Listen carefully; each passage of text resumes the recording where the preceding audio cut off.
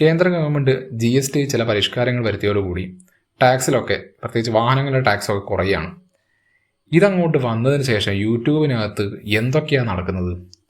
വാഹന ബ്രാൻഡുകൾ വില കുറയ്ക്കുന്നു. വാഹന ബ്രാൻഡുകൾ വില കുറച്ചിട്ടില്ല. GST കുറയുമ്പോൾ എല്ലാ വണ്ടികളുടെയും വില കുറയണം. അതങ്ങനെ വരൂ. അല്ലാതെ കമ്പനികളാരും ജനങ്ങൾക്ക് വേണ്ടി ഡിസ്കൗണ്ട് കൊടുക്കുന്നതല്ല.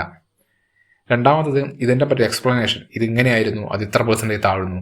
സിമ്പിളായി പറഞ്ഞു കഴിഞ്ഞാൽ, ഒരു ഹാച്ച് ബാക്ക് കാറാണ് നിങ്ങൾ നോക്കുന്നതെങ്കിൽ 28% പ്ലസ് 1% ആയിരുന്ന സെസ് എടുത്ത് മാറ്റി അത് 18% മാറി. അത്രയേ ഉള്ളൂ, സിമ്പിളായി പറഞ്ഞു കഴിഞ്ഞാൽ.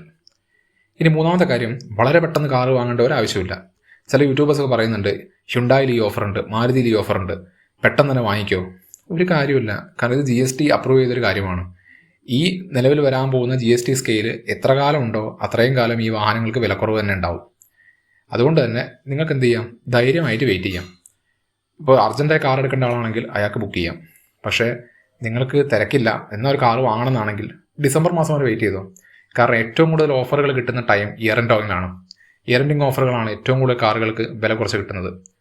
ആ ഓഫറുകളും ഈ GSTയുടെ ഡിഡക്ഷനും കൂടി ആകുമ്പോൾ നല്ല പ്രൈസിന് വാഹനങ്ങൾ നിങ്ങൾക്ക് കിട്ടും.